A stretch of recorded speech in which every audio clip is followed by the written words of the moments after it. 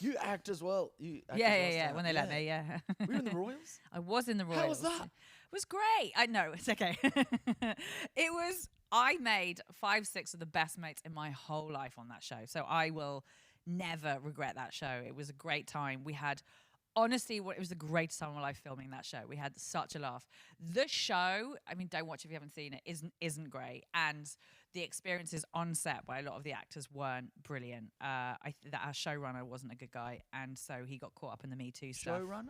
So in America, a showrunner is it's a bit like the word for like CEO. So he wrote it, directed pilot and finale, and oversees. So showrunner's like overseer of the whole thing. So as much as he didn't direct every single episode, Like the he was- foreman. Creator. yeah, an auteur. Yeah, he.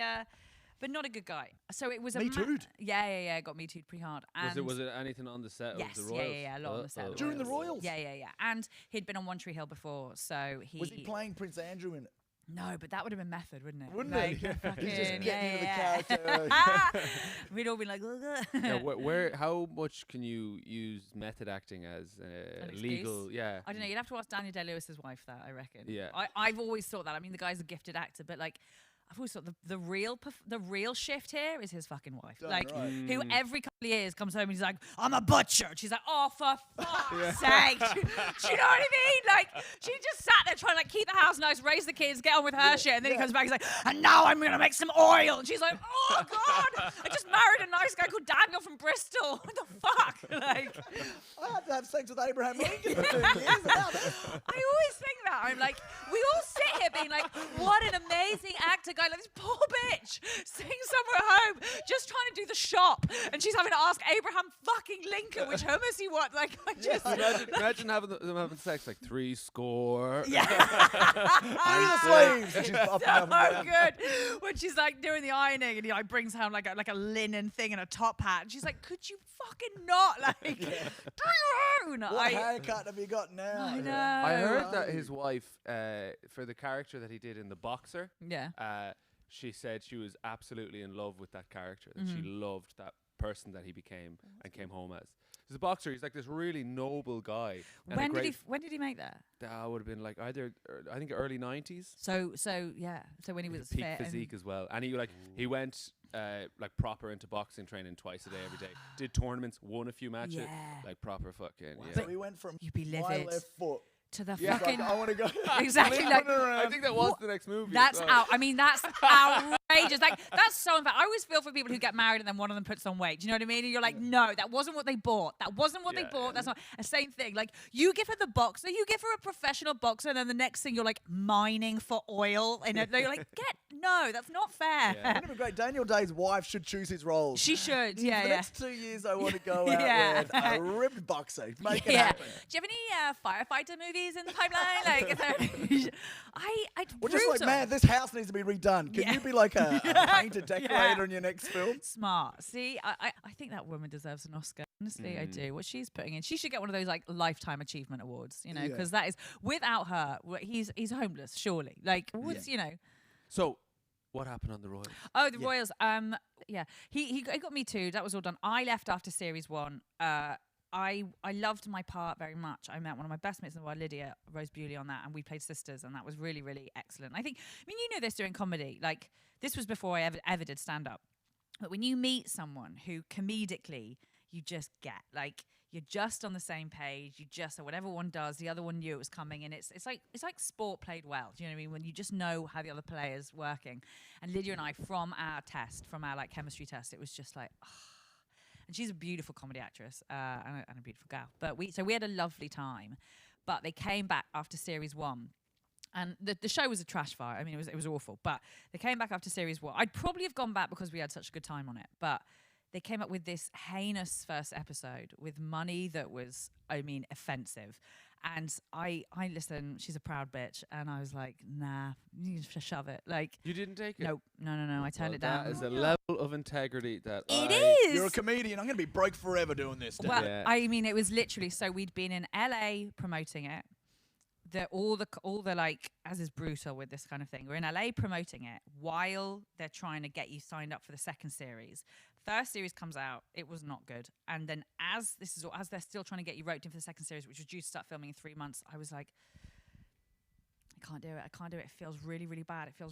And my test for it was, my thing in my head was, and because he was such a bad bloke, I was like, so even if I take this horrendous money, I'm making this guy money. Like, I'm making this man money. And I was like, I just remember sitting there being like, if I had a daughter and she was in this position, I know exactly what I'd tell her to do.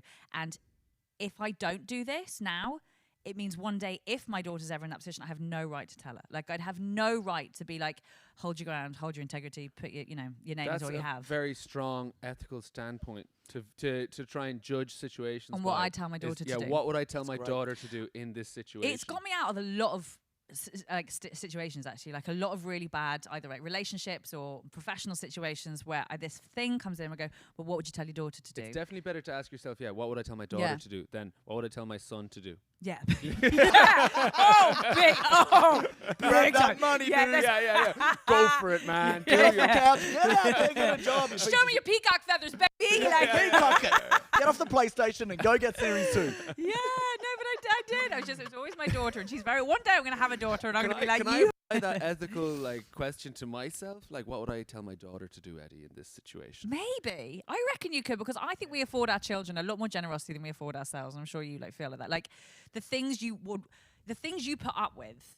If someone asked, like, would you be all right with your kid putting up with? You'd be like, I will fucking murder. Like, I would murder a bitch before I let them speak to a child of mine like that. But we sit there going, okay, unpaid 20, I'd love to. Do you know what I mean? So I think that got me out of that. But I was waitressing. I then waitressed for over a year. Wow. And you were watching like all your friends go to work and all this money and all the press. And there were a few. The worst part was I was waitressing for one of the other actors. So one of the other actors who was in the show, he owned a restaurant. And so I was waitressing for him. So he was running off at his restaurant. So he's running off to film and coming back and whatever. And I waitressed for the whole year. Like, I didn't get any other job. And in my head, and I was so young, I mean, compared to now, like I was, 10, 11 years ago? And in my head, I was like, but if this was an American football movie, which is obviously what I think I'm in all the time, was like, but I did the good thing. Like, I did the honorable, good, noble, integrity thing. So why am I losing still? Why am I still the loser? Where's 11 years is too long a plot line. It's like the Rookie, Mark Wahlberg. Do you know what I mean? Like, it takes him a minute, but he fucking gets that thing, and you're like, yeah. And that's when you realize this entertainment industry is not fair. Like, it's not the thing you want it to be. They're gonna have to get an older actor version of me to play the next bit, the next chapter. J-Mo, it gets better. Do you know what they did? Because of my character. So she was a sister. She was one of the royals. She was a princess. So they had to have her. Like, that was what I thought my leverage was. I was like, she's one of the royals. Like, you have.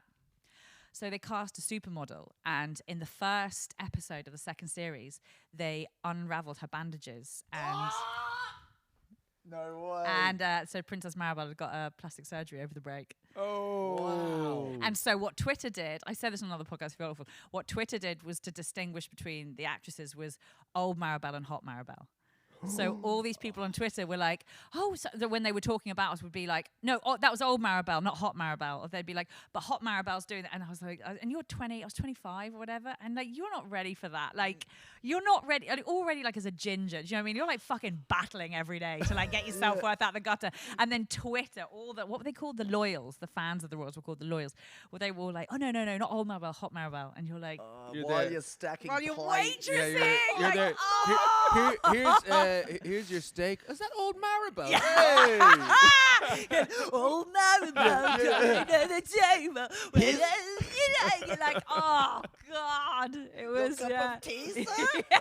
And they're like, oh, can I get the autograph of hot Maribel? Yeah. I see you around. Get easy, drink it. I'll get her number for you. But this is the thing that when people, this is why it's so wild when people complain about comedy. Like when you stand up, when people are like, oh, stand up. I'm like, you have no idea. Yeah. Like stand up is a cakewalk for me. Like I love it. I used to act, and the level of rejection is so fucking, and they never really give a fuck. No. Like, there's too much. They've too much to do. How could they give a fuck about every person? But it's just constant. At least with stand up, it's like, okay, you might get a gig, you might not get a gig, and you can ask again, or you can gig other places, build yourself up, and eventually you will get that club or that festival or whatever. And you can see a bit of a trajectory. And even if you don't get this festival, you're like, well, I've got another gig anyway next week. So it's not like you're rejected, but you're not rejected. Yeah. Whereas in acting, you was don't get that part, flat, that's yeah. it. Like Yeah. you have to audition for another part next week. Yeah. And then maybe you'll get something 3 months down the line, or you have something lined up. But it's like the rejection and the waiting is so much more difficult. Like, But it's out of your hands. Like, Yeah. even if, this is what I love about stand-up, is I get up every night. Like, every night. And even if it's a horrible gig, even if it's a small room above a pub, which I will never not do, is you're up. Like, acting, there's this thing where, I think by the time I started doing stand-up, I hadn't been on stage for like 2 or 3 years. And it's your favourite place in the world. Like, but you're not allowed to. Like, you're barred from it. Do you know what I mean? Wait. You've got to Yeah, wait yeah, until yeah, someone yeah. else lets you. And it's just so savage that. And I think the lovely thing about stand-up is the agency. Like, you put in a bad acting, you're giving bad lines by a bad director and a bad writer, and you just got to fucking give it beans. And like, stand-up, at least when I bomb, I'm like, what that do was you on do? me. Well, Yeah. how did you get through that? Like, let's say on the Royals or whatever Yeah. series, like a few bad lines that are just purely, let's say, exposition Yeah. for the plot or whatever, and they're not really anything for the character or whatever. How did you fool yourself into, I'm going to have to believe these and give it socks? Like, I have to be honest with you, Eddie, I don't. I'm incredibly difficult as an actress like that. Yeah. Like, I found out after a play I did in London that I put the director into rehab afterwards. No way. Yeah. We shouldn't be laughing, but I think he checked himself in. Like, I was a monster. Like, not a monster. He didn't turn up. Like, he let us down. The writing wasn't good enough. He was lazy. And There you go. with a week to go, I was like, it's this thing that happens, I think, a week before press night, especially if you're on stage. You're being thrown out to the lions. Like, don't be under no illusion. Like, on stage, it's the actors who are thrown to the lions. Like, the director's in the dark, producers in the dark, schmoozing with champagne. Like, we're fucking out there with the, pencils and the pens going or whatever. Like, and I was like, you can't answer me these questions that I've had for weeks about, like, this doesn't make sense. If she says this, then how can she say that in the next scene? They were like, hey, Hatty, you're overthinking. I was like, no, doing my job. Yeah. Do yours. And I lost it. Absolutely. Like, I mean, yeah, took the place down. And You Daniel Dayed him. I did. I don't think my 0 to 60 was good on a good day. And but I was like, I'm not going to just say it. Like, you ask me to say things that don't make sense. You're asking me to be a storyteller of a story that is flawed, and you can't even. So yeah, I think I put him into rehab. I'm not. Did you ever do any ads? Yeah. Yeah. Oh, Yeah. what'd you do? No, I only spun it because I'm in one right now that appears to be the most played commercial of all time anywhere. And I've had more DMs about this advert than any other thing I've done in my career. And I was like, oh, good. Good. This is the thing I want to be known for. Oh, and what is it? Can you say?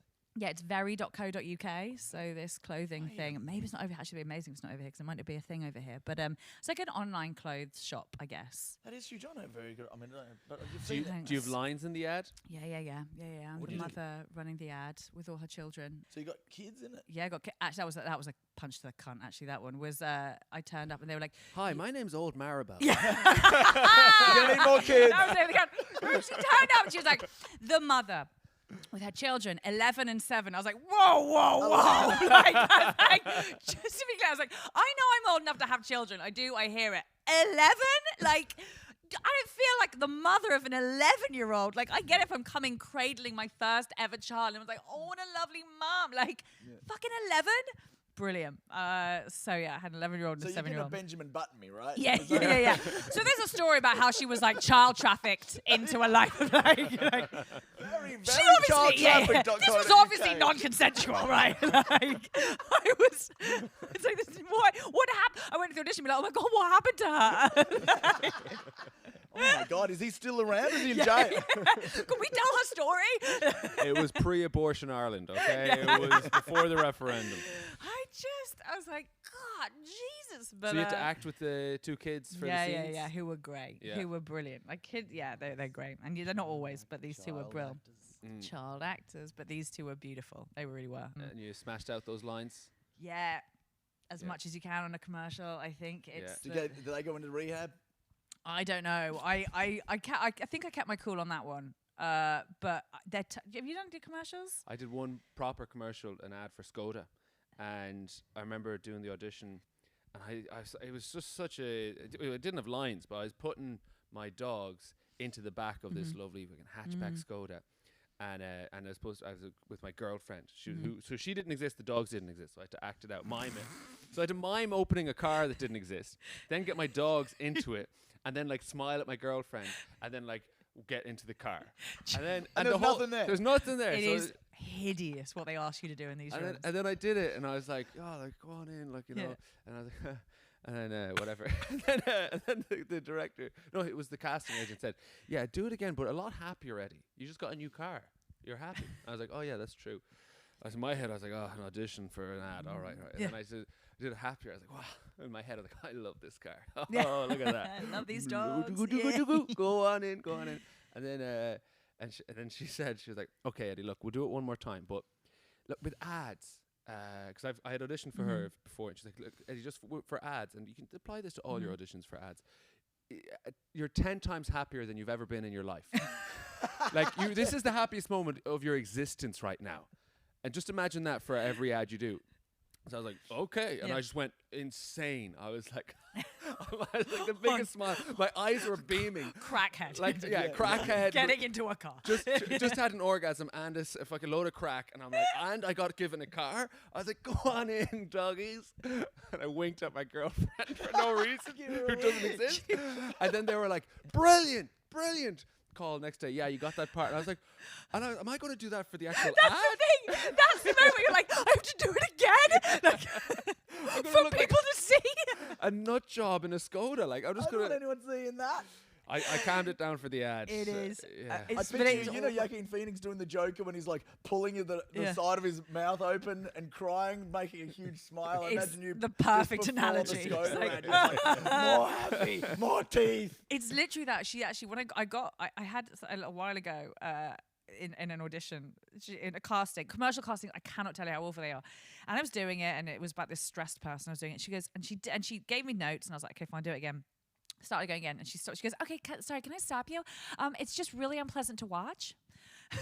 I was like, no, that's absolutely fine. I mean, it's very unpleasant to do. So this checks out. But it is like... Yeah, you have to really numb yourself emotionally in those environments. Like, you can't... But do you not think the people who go in and nail these commercial auditions, like who go in first time and you're like... they're psychopaths. Like, you shouldn't want them on your set. Like, if you'd gone in first time and acted like about getting into a Skoda dog, I'd have been like, section him. Like, this isn't. He's not well. Yeah, and ad acting is not acting. No, sir. It's not real acting. It's like it's not real. Be nuts, basically. You know, it's not. Yeah. But what annoys me about ads is what they want people to do when they see the ad is as mental as them trying to get you. They want people to see the ad and go, oh my God, I want that right now, and get their phone out or run to the shop and buy it. Yeah. Like, no one does that. Like, what they're trying to do won't exist. But then I think what's terrifying is I think it does.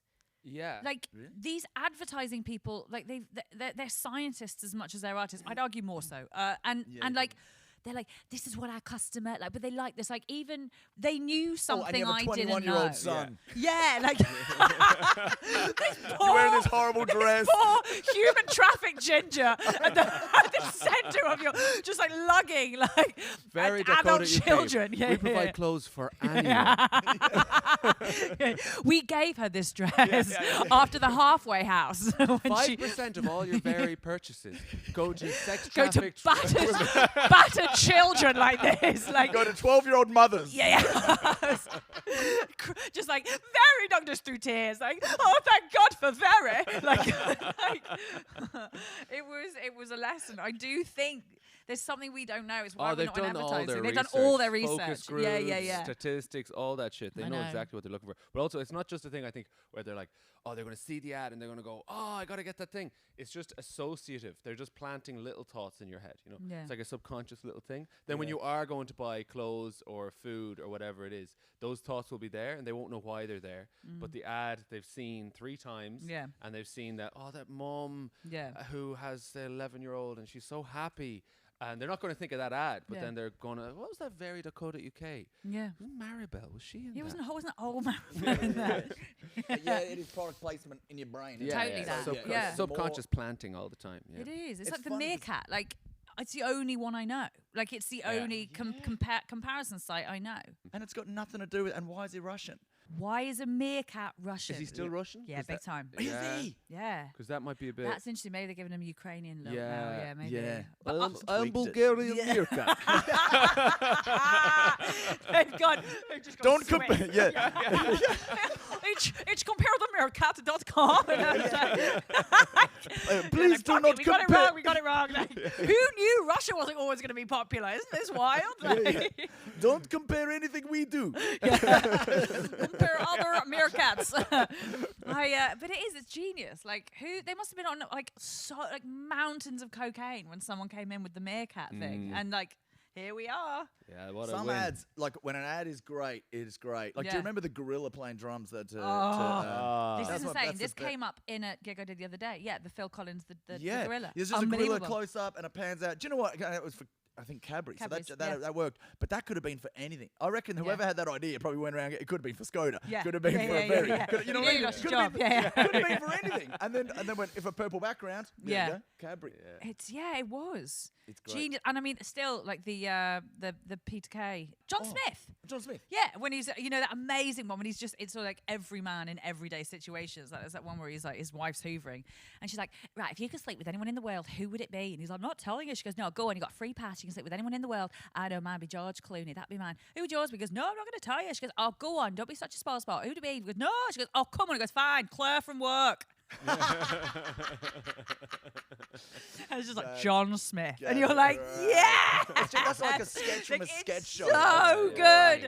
And all of his like, there was that one with like the diving competition and all these like svelte boys being like, and then last week's like, and now John Smith with the running bomb, and it's just Peter Kay like legging out on a springboard and bombing down, and you're like, yes, those are people who know their audience, know their market, and got the right man for the job. Yeah. Like, it's just so good. Made it fun. Yeah, when your adverts go right. Yeah. Yeah. If they don't, it's cringe. They'd all God. save so much money, these huge marketing companies, if they just got a few comics into a room and be like, spitball ideas, Yeah. guys, just a few 30-second gags. That's all you got. And you got to get a gag in for 30 seconds with John Smith in it. Just do Yeah. it. They'd get way more ideas. But do you think I think we all go so like roasty so quickly. Do you know what I mean? I think all like it worked for John Smith, but we would be sat there just like completely taking the piss out Yeah, of if all it was these brands. Dyson Do you know what I Hoovers mean? Like, and someone gets their hair stuck well, in their yeah, hole. or more likely like some male comments like, get your dick out and put it in, and then it's like an amazing orgasm, and I was like, that's exactly perfect. Why Thank so you. many penises in ads? Yeah. Drugs. So many penises. Okay, I take it all back. I take it all back.